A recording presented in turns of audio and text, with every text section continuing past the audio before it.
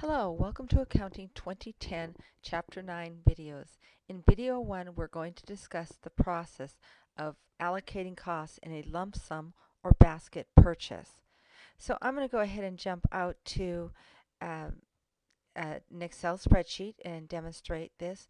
Now remember, a lump sum or a basket purchase is when we purchase as a company building, land, factories, equipment, a number of different assets all for one price, and this is a normal practice.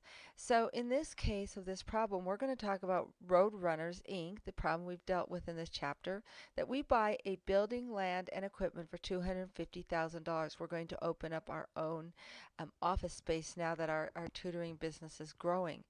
And the problem is that when we buy a building, land, and equipment all together, we need to list them separately on the balance sheet.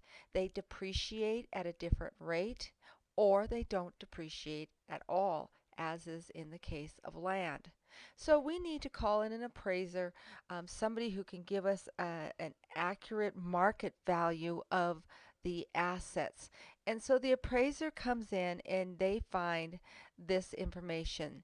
They tell us, well, if you could sell your building separately, it would be worth $150,000.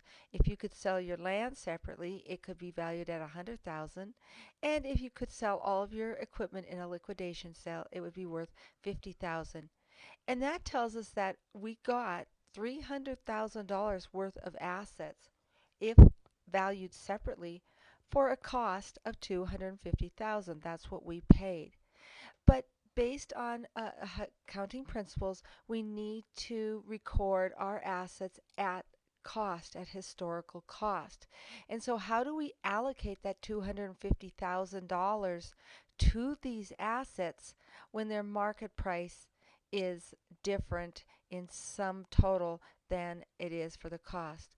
Well, what we do is we go through a step first where we find out how much is our total market or appraised price for the assets. Well, we said it was $300,000.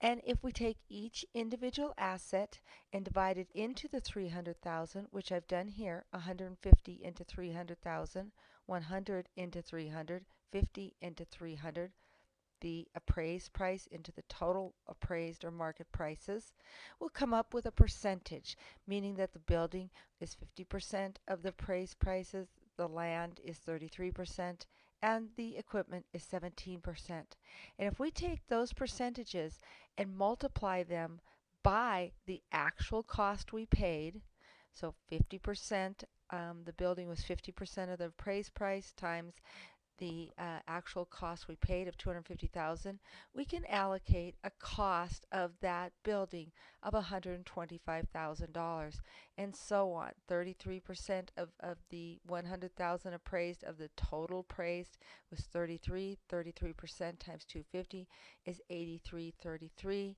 and 17% of 250 is 41,667. And if I go ahead and I sum up those numbers, I should come up with the $250,000 that we actually paid. We spread out the market appraised price and took those percentages and applied them to the actual cost, and there we have our historical cost allocations.